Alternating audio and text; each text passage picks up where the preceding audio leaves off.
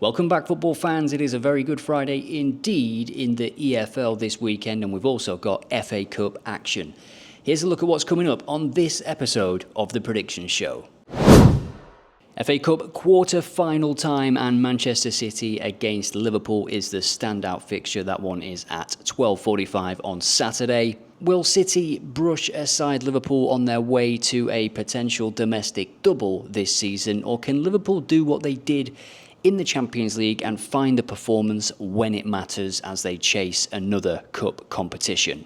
And in the Championship, Leicester City play their first of 7 cup finals as they aim to stay in the division. A win against Preston on Friday could see them move out of the relegation zone should results go their way. And the return of Roy Hodgson is back in the dugout. He is manager of Bristol City, where he once managed them in 1982. Imagine coming back and seeing how much has changed after that long. Fair play to him. What is he, 78 years old? Interim gaffer, first game on Friday. And there is much more to come in this episode. And as I mentioned, we are going to start with the Championship by taking a look at the form guide. So here is the Championship form guide, and for this we are going to be looking at the last 6 games, and we're going to start with the most important statistic in football, games won, and we can see that Coventry are hitting form at the right time. 5 wins from the last 6 games. They will be hoping that Millwall can do them a favour on Friday. Millwall are away at Middlesbrough, both teams chasing playoffs and potentially automatic promotion. So if those two draw or Millwall can get a win, then Coventry have a great chance to extend their lead at the top, which is already 9 points. Ipswich and Southampton are the only unbeaten teams during this run, and there is no games for Southampton, who we will cover later, because they are in the FA Cup quarter-final against Arsenal this weekend. Now to have a look at the XG across this period, and we can see who's creating the best chances. No surprise seeing Coventry and Middlesbrough, but West Brom being there shows the improvement since they appointed James Morrison as their interim manager. No defeats and 2 wins on the bounce for James Morrison means it really is a wonderful world. Now, in terms of over 2.5 goals being seen, no team has seen it more across this period than Stoke City, 5 out of the last 6. They're hosting Sheffield Wednesday, so we could expect a few more goals given how Sheffield Wednesday can capitulate in games. Wednesday have conceded 2 goals per game away from home this season, but have scored in 3 of the last 4 games played. Now, apart from an early year dip, Stoke's home form has been very solid this season. So that is the form guide, just a very brief look at it. There's so many data points you can explore and put together. Link in the description if you want to check it out for free. Now we're going to take a look at the fixture list for the Championship. I'm going to give you my thoughts. I'm going to give you some insights and metrics that you need to know before you place a bet on them this weekend. So let's take a look at the Championship games for Friday, because let me tell you, Good Friday, more like Great Friday. Let's take a look. Huge games everywhere you look. We have touched on Middlesbrough hosting Millwall that we can see here, but did you know Millwall are on a 15-game scoring streak? That is a run that stretches back to the 1st of January. Now, the intro mentioned Leicester City, and this is a monumental game for them, as they all are towards the end of the season. With Portsmouth in no kind of form and Preston winless in the last 6 away games, this is a great chance for them to move out of the relegation zone with a victory. Just 2 defeats in the last 7 for the Foxes, but they are still conceding goals consistently. Now, we saw the XG of West Brom on the form guide across the last 6. It was decent. Wrexham are a great away team, let me tell you, especially in 2026. 6 wins from 8 away games in the Championship, just 1 defeat on the road since the turn of the year, and they have scored in every single one of those games. They've also given a great account of themselves in the FA Cup. Both of these teams have found the back of the net in the last 6 games that they have played. So might we expect more goals in that game, West Brom against Wrexham? Let me know what you're thinking about that one in the comments. New manager bounce still ongoing, certainly improved performances, 2 clean sheets in a row for West Brom and victories in both of those games. Wrexham are Wrexham. They're always more than likely to score. My early thoughts are BTTS. Norwich can do Leicester and West Brom a huge favour by beating Portsmouth. You wouldn't bet against them either. They have won 11 of the last 15 games. No draws during that period as well. Defeats only to Stoke, Borough, Birmingham and Southampton. Now, for Norwich to continue their good form and push towards a playoff spot, the odds are just under evens. And this is actually a value bet with our probability model. Portsmouth are winless in the last 6 games and conceded 6 goals in the previous game to QPR. So after looking at all of the Championship fixtures and checking out some of the tools on OddAlerts, I am going to go with this double. It is West Brom and Wrexham to end BTTS, as I hinted at a moment ago, and the value bet from our model, Norwich to beat struggling Portsmouth, just under evens for Norwich to win at home, given the form that they are in and given the form that Portsmouth are in. I know that teams have had a break because of the international break, and that can make teams come out a little bit differently after the break. They could maybe have been working on a new system or something, new lease of life potentially. This is the final act of the season, if you will. But I still think Norwich at just under evens at home is a very, very good price. So for that double, I used the Football Form Guide and also the AI Football Predictions page, which surfaces trends and metrics that you really, really should know about. It saves hours and hours of research, and links to both of those tools is in the description. Next, we're checking out the FA Cup quarterfinals. Let's take a look at the fixtures, shall we? We can see the standout game for sure is Manchester City against Liverpool. I am finding it very, very tough to call this one. Pep could rotate and give starts to players like Marmoush, who has done really well when he's had a chance this season. For Liverpool, they look like a very good cup team this year. Of course, they lost against Galatasaray in the first leg, but did more than enough in the second leg, came out fighting, and they have progressed in the Champions League whilst Manchester City have not. But of course, Man City chasing a domestic double after lifting the Carabao Cup.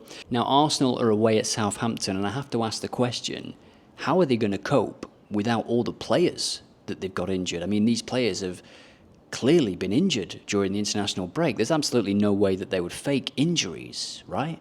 Of course, the majority of these players will play against Southampton. Arsenal do have a Champions League game a few days later away at Sporting, so there is that to think about. There could be some rotation. Players like Gabriel Jesus may play, but I would expect one of Gabriel and Saliba and Declan Rice to start this game, Odegaard as well. They all returned home early from international duty.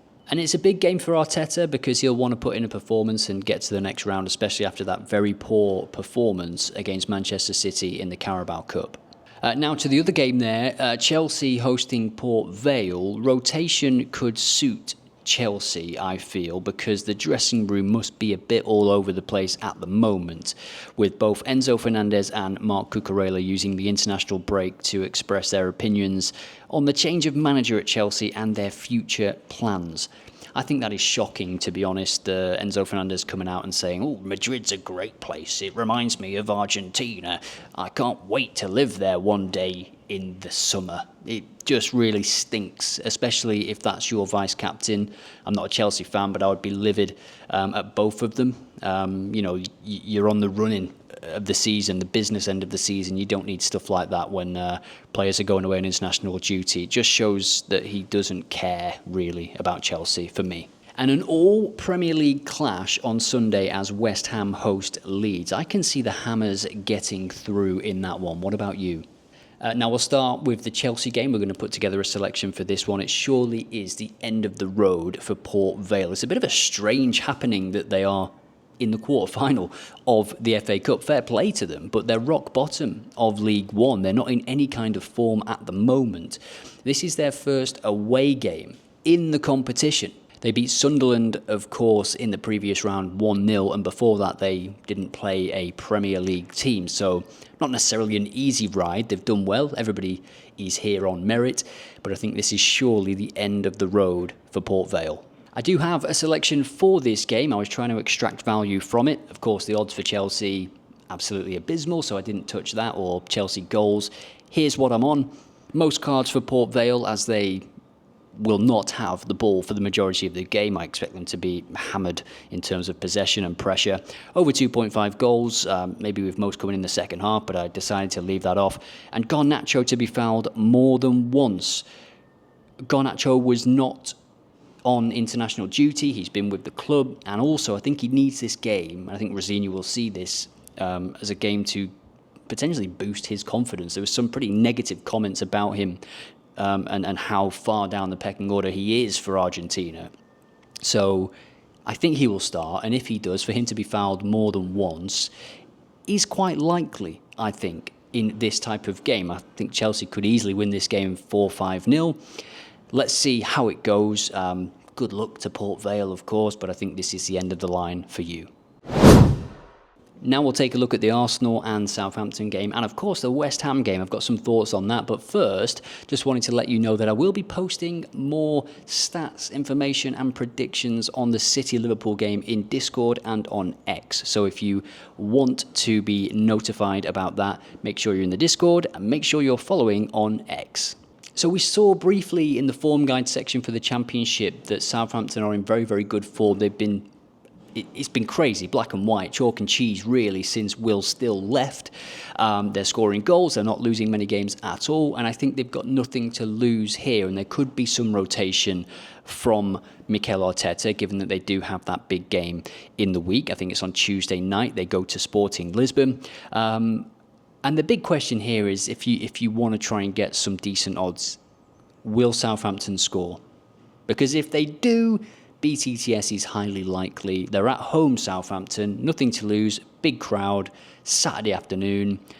I'm going to back them to score. I'm going to back BTTS. And as I said previously as well, I think West Ham can progress. And this double, and all of the doubles and all of the odds that we've got on this video, I'm really, really happy with. This one is 3.51.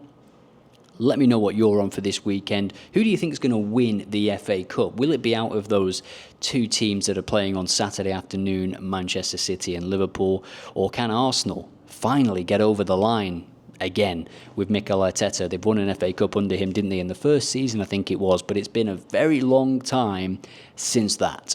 So they are my predictions for this weekend. Just before we go, the previous video I showed you a under 2.5 goals value betting system. Thank you for your feedback on that video. The games that we found using the system generated 3.5 units of profit for that system. We just had a snippet of games, 10 games from a feed of 50 or so.